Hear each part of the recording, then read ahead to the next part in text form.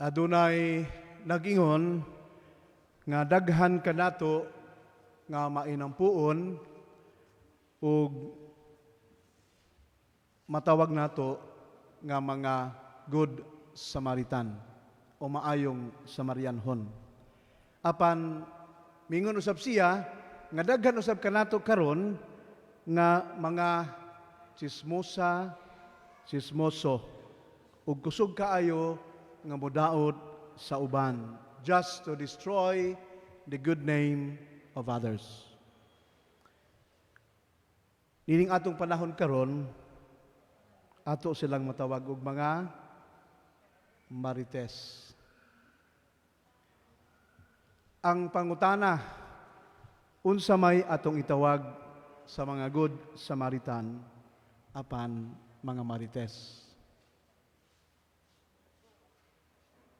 Ang tubag, Samarites. Mga igsuon, diha sa Ebanghelyo, ang Ginoong Hesus nagpahinumdum kanato diha sa istorya sa good Samaritan o maayong Samarianhon nga gikinahanglan gayod nga ang atong pagkamatarong mas mulabaw pa kay sa balaod ug sa gikinahanglan sa balaod. It is mercy that completes righteousness.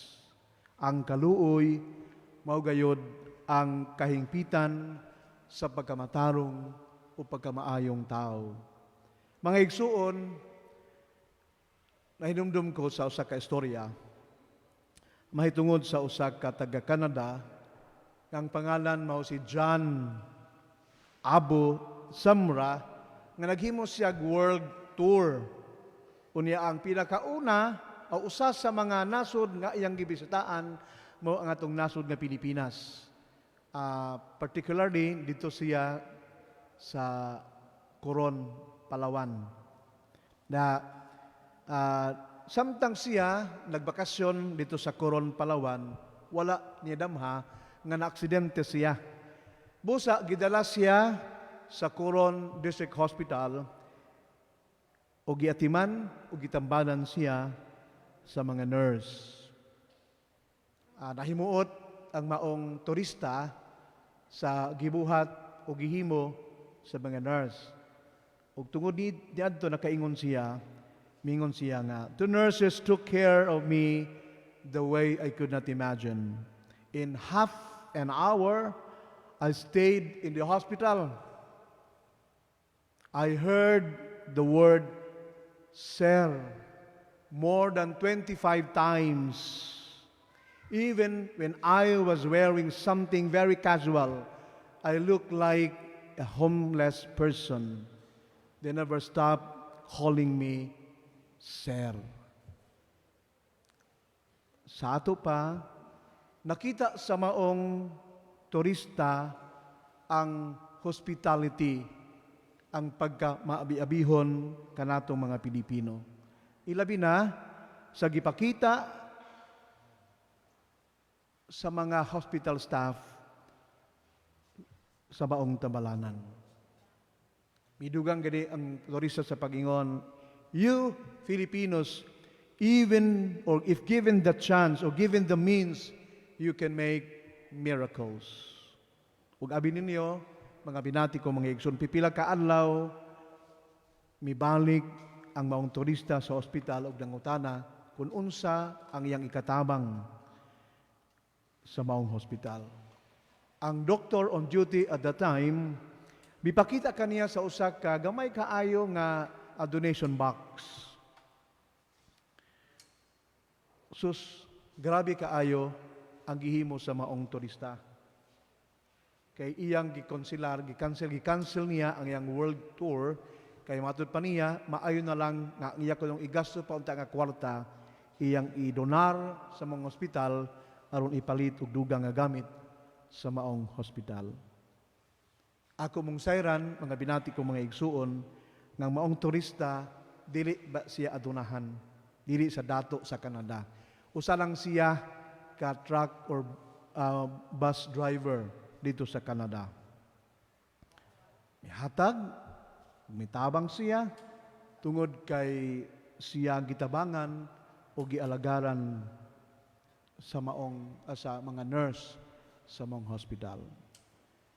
Mga igsuon, regardless of what status in life, culture, or religion we are from, we should be willing to help people in need, even if they are different from us.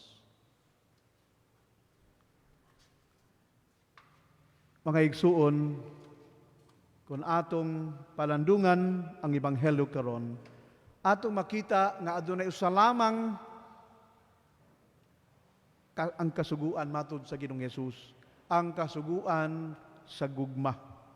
Apan aduna kini duha ka bahin ug parte niini. Ang unang parte mao ang paghigugma sa Dios ug ang ikaduha ang paghigugma sa isig katawo. Sa ato pa atong ipakita o ipadayag ang atong paghigugma sa Dios pinaagi sa paghigugma ug pagalagad sa atong isig katawo.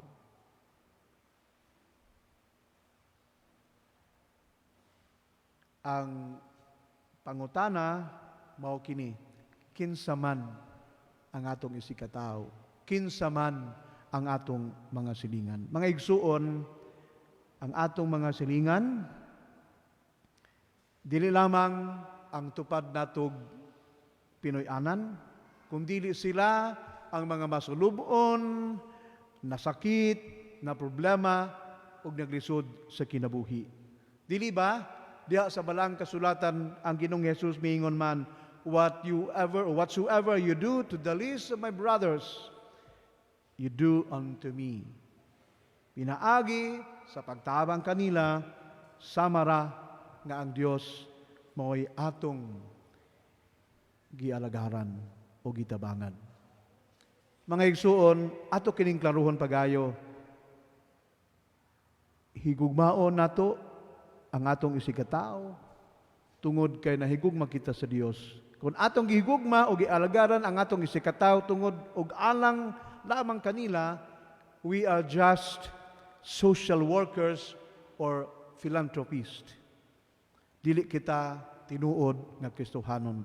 Isip nga Kristohanon, higugmaon ug agalagaran nato ang atong isig katawo tungod lamang sa usa ka rason. Tungod kay atong makita ang Dios diha sa atong mga kaigsuunan. Nahinumdum po ko og laing istorya mahitungod sa usa ka turista nga babae. Nga miadto siya sa Calcutta sa India ug bibisita siya sa mga madre sa Daughters of Charity nga gitukod ni Santa Madre Teresa. Dito sa kumbento, nakita sa maong babae nga adunay usa ka madre nga nagatiman, gihunaran niya ang samad sa usa ka tigulang og himatyon nga makililimos. Mingon ang turista ngadto sa madre, "Sister, I will not do that even if someone will give me $1 million. Ug ang madre mitubag sa maong babae, "Madam, wala ako magapas og monetary recompense o suhulan ako og kwarta sa akong gihimo nining maong tigulang nga himatyon.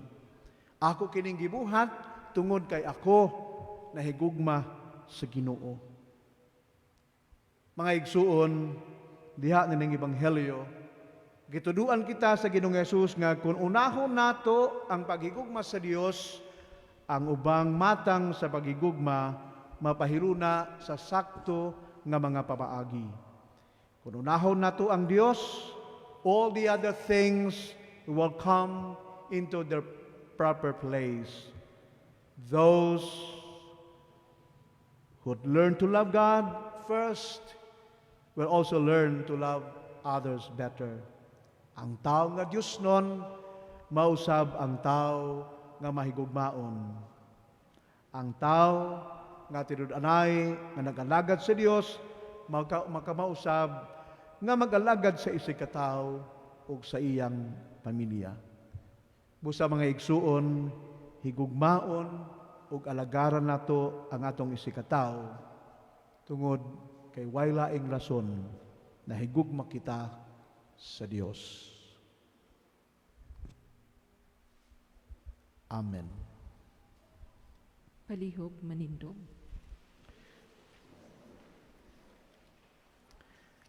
Atong bag-uhon ang atong pagtuo sa Dios ug magdungan kita sa pag-ingon.